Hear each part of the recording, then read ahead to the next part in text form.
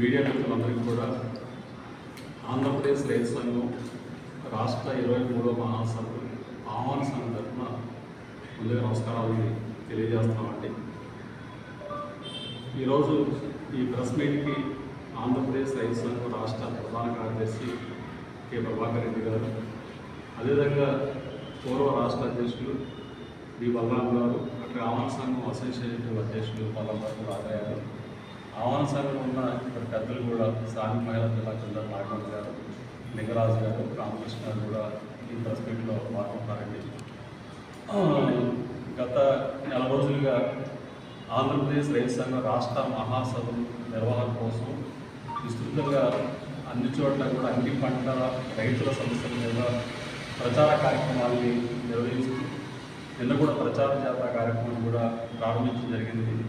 ఈ మహాసభల నిర్వహణ కోసం ఈ మొత్తం జిల్లాలో ఉన్న రైతాంగ యొక్క సమస్యలు రాష్ట్ర వ్యాప్తంగా కూడా విస్తృత ప్రచార కార్యక్రమాలు జరుగుతూ ఉన్నాయి.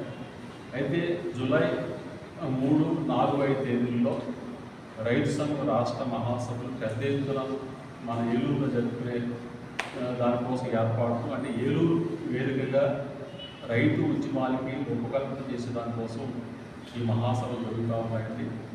ఇప్పటికే అనేక ఏర్పాట్లు, ఇప్పటికే అనేక ప్రచార కార్యక్రమాలని నగరంలో కూడా రైతు సంఘ జెండాలతోటి తోరణాలతో అలంకరించడం, బ్యానర్లతో విస్తృతమైన కార్యక్రమాలు ప్రచారం చేయడం, దీంతో పాటు వివిధ పంటల సమస్యల మీద ఏలూరులోను ఇతర జిల్లాల వివిధ ప్రాంతాల్లో కూడా అటు తాడిపూడి ఎత్తిపోత, చింతలపూడి ఎత్తిపోత పథకం గురించి కానీ, అలాగే ఐఫోన్. అందరికీ నమస్కారం. శ్రీనివాస్ గారు అన్నట్లు రాష్ట్ర మహాసభకి అఖిల భారత నాయకులు హాజరవుతున్నారు. ఢిల్లీలో కరోనా సమయంలో 17 నెలల పాటు ఉధృతంగా సాగినటువంటి మహా రైతాంగ పోరాటం, ఆ పోరాటానికి నాయకత్వం వహించినటువంటి అఖిల భారత కిసాన్ సభ అధ్యక్షులు అశోక్ థావరే గారు, అఖిల భారత కిసాన్ సభ ప్రధాన కార్యదర్శి విజు కృష్ణన్ గారు వస్తున్నారు. అలాగే మహారాష్ట్రలో నాసిక్ నుంచి ముంబై వరకు 1,00,000 మంది రైతులు పాదయాత్ర, మహాపాదయాత్ర జరిగింది. ఆ పాదయాత్రకి నాయకత్వం బి బలరాం, ఆంధ్రప్రదేశ్ రైతు సంఘం పూర్వ అధ్యక్షులు, ఆంధ్రప్రదేశ్ కౌలు రైతుల సంఘం రాష్ట్ర ప్రస్తుత అధ్యక్షుడు.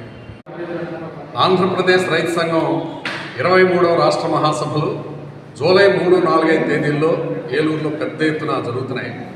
రైతు సంఘం రాష్ట్ర మహాసభలు ఏలూరులో జరగడం ఇదే మొదటిసారి. జూలై 3వ తారీఖున అన్ని పంటల రైతులతో బ్రహ్మాండమైనటువంటి ప్రదర్శన, బహిరంగ సభ జరుగుతున్నాయి. అఖిల భారత నాయకులు, రాష్ట్ర నాయకులు, అన్ని జిల్లాలకు చెందినటువంటి ప్రతినిధులు ఈ మహాసభల్లో పాల్గొంటున్నారు. రైతులు ఎదుర్కొంటున్నటువంటి సమస్యలన్నీ కూడా ఈ మహాసభల్లో చర్చిస్తాం. ప్రధానంగా ఈ రోజున ఉమ్మడి పశ్చిమ గోదావరి జిల్లాగా చూసినా, రాష్ట్రం చూసినా వ్యవసాయ రాష్ట్రంగా ఉన్నది. 160 మంది వ్యవసాయం మీదే ఆధారపడుతున్నారు. వరి పంట ప్రధానమైనటువంటి పంటగా ఉంది. కానీ ధాన్యానికి గిట్టుబాటు లేక రైతాంగం తీవ్రంగా నష్టపోతున్నారు. చిన్నకారు రైతులు, పేద రైతులు, కౌలు రైతులు మరీ నష్టపోతున్నారు. ధాన్యానికి క్వింటాల్కి కనీసం 3,000 రూపాయలు ధర ప్రకటించి ధాన్యం రైతుల్ని ఆదుకోవాలని కోరుతున్నాం. తర్వాత ఆక్వా ప్రధానమైనటువంటి పంటగా ఉంది. రొయ్యలు, చేపల్ని పండిస్తున్నారు.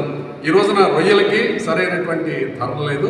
కౌంటు ధరల్ని ప్రాసెసింగ్ కంపెనీలు తగ్గించేస్తున్నాయి. కౌంటు ధరల్ని పెంచి రొయ్యల రైతుల్ని ఆదుకోవాలని కోరుతున్నాం. మేతల కంపెనీలు మేతల ధరల్ని విపరీతంగా పెంచేస్తున్నాయి. దానివల్ల ఆక్వా రైతాంగం మీద తీవ్రమైనటువంటి భారం పడుతుంది. మేతల కంపెనీలు ధరల్ని తగ్గించి రైతులకు ఉపశమనం కలిగించేలాగా ప్రభుత్వాలు చర్యలు తీసుకోవాలని కోరుతున్నాం. ఈ రోజున పొగాకు రైతులు తీవ్రమైనటువంటి సమస్యలు ఉన్నారు. బోర్డుకి బేళ్లు తీసుకెళ్తున్నారు, కానీ అక్కడ పాట జరగట్లేదు, కొనుగోళ్లు జరగట్లేదు, అమ్మకాలు చేసుకోలేకపోతున్నారు. రైతులు మళ్ళీ తిరిగి తీసుకోవాల్సి వస్తుంది. కేజీకి కనీసం 360 రూపాయలు ధర ఉండేలాగా చూసి పొగాకు రైతుల్ని ఆదుకోవాలని కోరుతున్నాం. కోకో రైతులు కూడా ఈ రోజున తీవ్రమైనటువంటి నష్టాల్లో ఉన్నారు. 600-700 రూపాయలు కేజీ ధర ఉండాల్సింది ఈ రోజున 250 రూపాయలు కూడా ధర కొనటం లేదు. కోకో కనీసం 500 రూపాయలు కేజీ